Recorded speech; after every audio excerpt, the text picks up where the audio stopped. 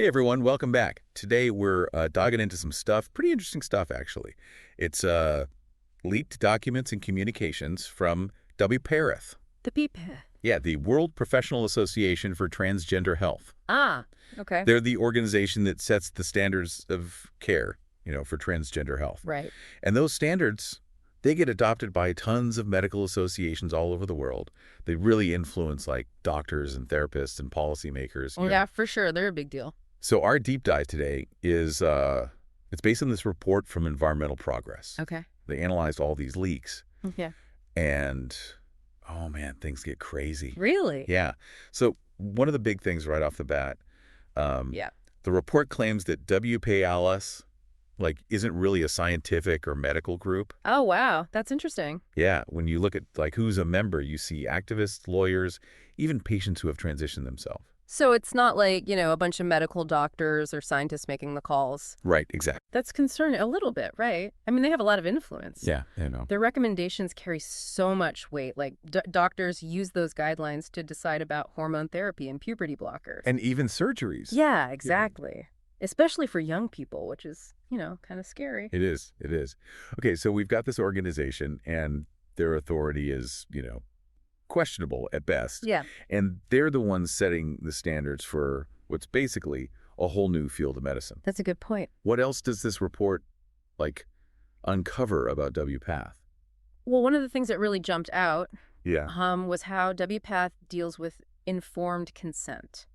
Okay. You mean making sure patients really understand the risks and benefits before they agree to treatment? Exactly. You'd think that'd be the most basic thing, right? Yeah, for sure. But when you read these leaked conversations between WPATH members, it's a completely different picture. Oh, wow. It's kind of wild. There's this one quote from Dr. Dan Metzger. He's a big name in WPATH. Yeah. He talks about how it's so hard to get real informed consent from minors. He actually says, and I quote, "It's always a good theory that you talk about fertility preservation with a 14-year-old, but I know I'm talking to a blank wall."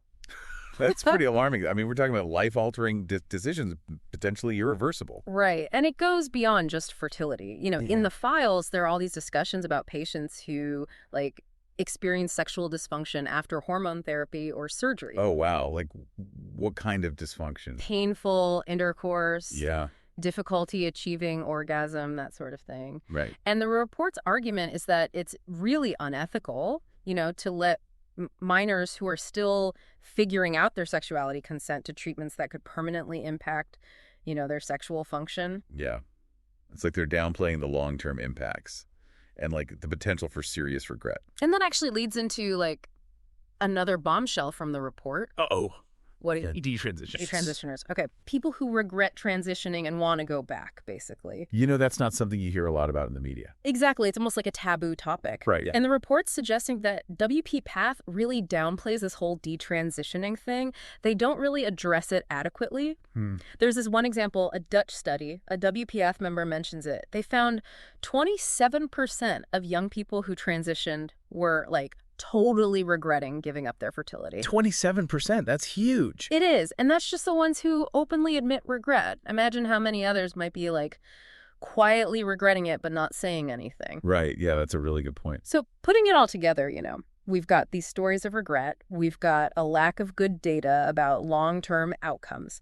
And it really paints a troubling picture of where gender-affirming care is at right now. So far, what we're seeing is an organization with at best, shaky authority on medical matters, and they might be glossing over informed consent, and they're definitely downplaying the very real possibility of regret. Yeah. This is heavy stuff. Yeah, it is.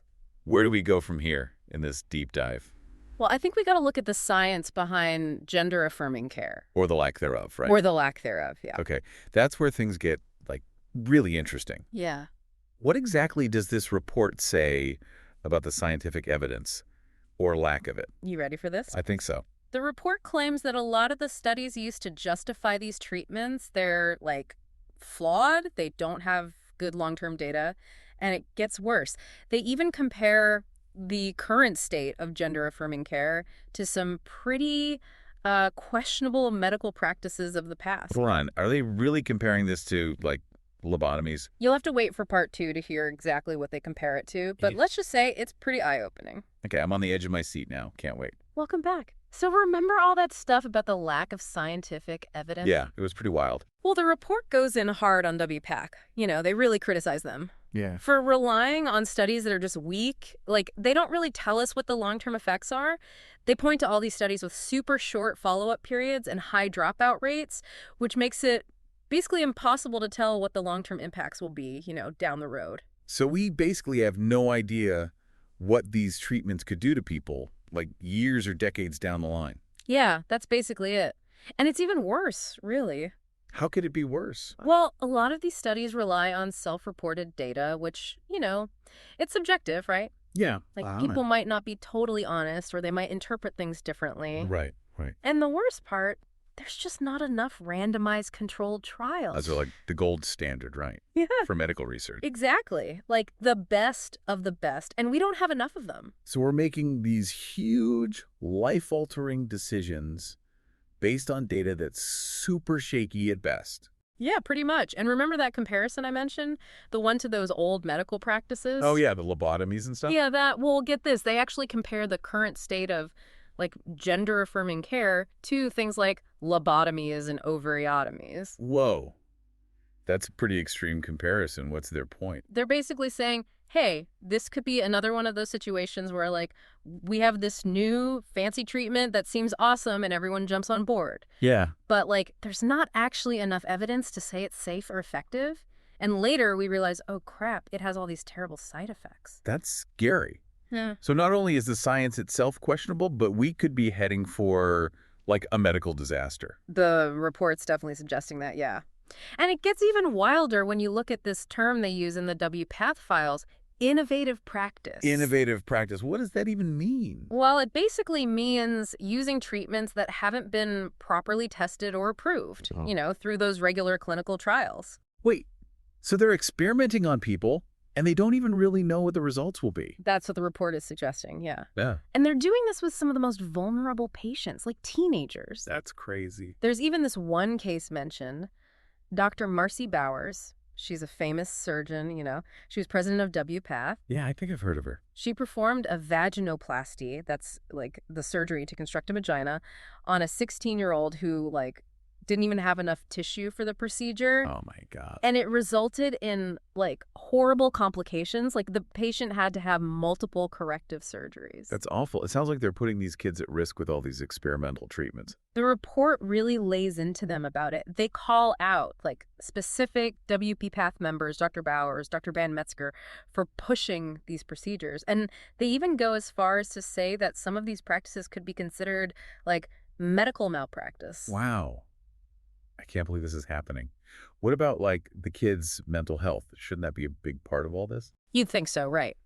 But the report uncovers a pretty disturbing approach to mental health within WPATH.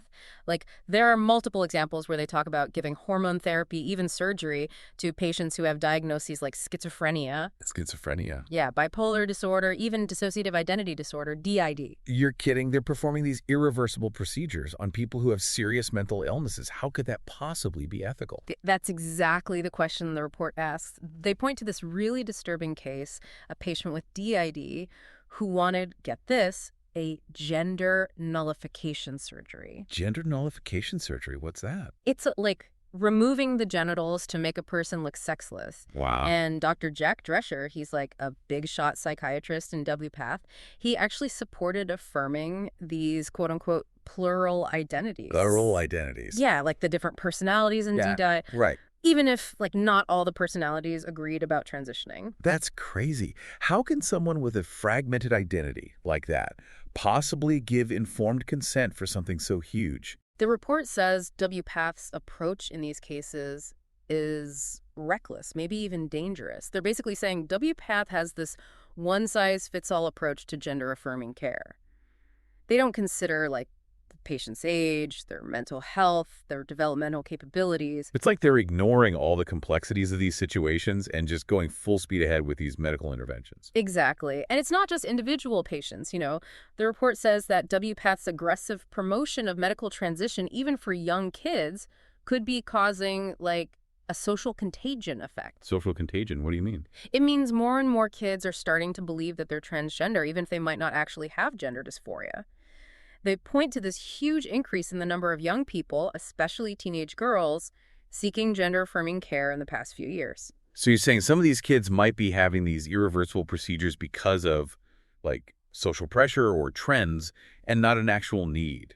That's a big concern that the report raises. And they also talk about, like, the financial incentives, hormone therapies, surgeries, they're big money makers for hospitals and doctors. Oh, yeah, that's right. So there's like a profit motive here. Exactly. And that creates a potential conflict of interest. So we have questionable science, possible disregard for informed consent, potential for harm, a ton of ethical dilemmas, and now we're throwing in money and potential social contagion. This is getting more and more disturbing. It's a lot to unpack, and then there's this whole autogynephilia thing, this controversial theory that pops up in the WPATH files. Autogynephilia. Yeah.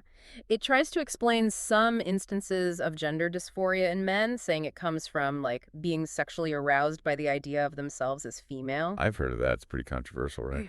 Very much so. A lot of WPATH members totally reject it, call it offensive and stigmatizing. But the report says, look, we need to consider all perspectives, even the ones that are uncomfortable or, like, challenge the mainstream views. They say WPATH is trying to silence anyone who disagrees with them to suppress different viewpoints. So WPATH is pushing a very specific agenda and shutting down any opposition. That's what the report is suggesting. And they say that this approach, it stifles scientific inquiry. Like, it prevents us from having honest conversations about gender identity and the risks of medical intervention. Wow. Okay, so we've covered so much, like the questionable science, the problems with informed consent, the potential for harm, the ethical issues, and now this whole attempt to control what people are saying. It's a lot. Yeah. What's next? Well, in the last part of our deep dive, we're going to look at, like, the potential legal and ethical ramifications of all this and think about what the future might hold for gender-affirming care. I have a feeling this is going to get even more intense. Welcome back. I don't know about you, but after all that stuff we talked about with WPATH, my head is, like, spinning. Yeah, it's a lot. It feels like we've, like, stumbled into this medical and ethical minefield. Yeah, it's been a pretty intense deep dive. And it doesn't get any easier when we start looking at the potential fallout from all this, like the legal and ethical stuff. The Environmental Progress Report, they actually suggest that what WPATH has been doing could have serious legal consequences. You mean, like, for the members themselves? Yeah.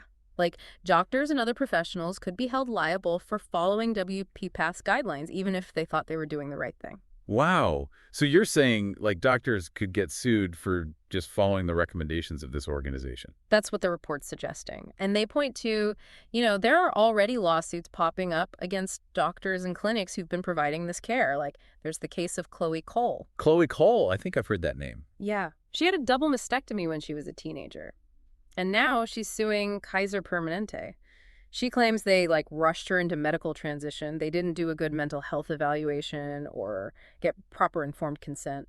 It's just so sad to hear stories like that. People who felt like they were harmed by, the system that was supposed to help them. And there's more. Like, remember Jamie Reed, the whistleblower from that transgender center at Washington University? Yeah, I remember her. Well, she says that the clinic was basically fast-tracking kids into medical transition, sometimes without even getting consent from the parents. Wow. That's messed up. It is. And the report's argument is that all these lawsuits, they're just the tip of the iceberg. They think there's going to be this huge wave of litigation coming, targeting WPATH members and the doctors who followed their guidelines. This is a big deal. We're talking about something that could, like, totally change the gender-affirming bear industry. Exactly. And the report goes even further. They actually say some WPATH members could even face criminal charges. Criminal charges? What are you talking about? Yeah. They mention things like, child abuse, medical malpractice, maybe even fraud. They're saying these members could be held accountable for, like, promoting and performing these controversial treatments. Wow. That seems pretty extreme. I mean, do you really think anything like that will happen? It's hard to say. Only time will tell, right? But the report's trying to show that the legal landscape around all this is changing fast, and the consequences are getting more serious. Okay, so where do we go from here? What does the future hold for gender-affirming care? Well, the report calls for some pretty major changes. Like, they want to see more scientific research. Or research, okay. Yeah, much more rigorous research, stricter rules about informed consent, Yeah. and a bigger focus on mental health issues, addressing those before jumping into medical treatments. It sounds like they want to completely change the way we think about and approach gender dysphoria. Yeah, in a way, they're advocating for a more cautious approach, one that's based on evidence, not just on a patient saying, hey, I think I'm transgender. This has been an intense deep dive. We've learned about some really shocking stuff. It has been. And it's clear there are some really serious questions about how we're handling gender-affirming care, especially when it comes to young people. It's important to remember this isn't about judging people who are struggling with their gender identity. Right. It's about making sure they get the best care possible, care that's, based on science and ethics.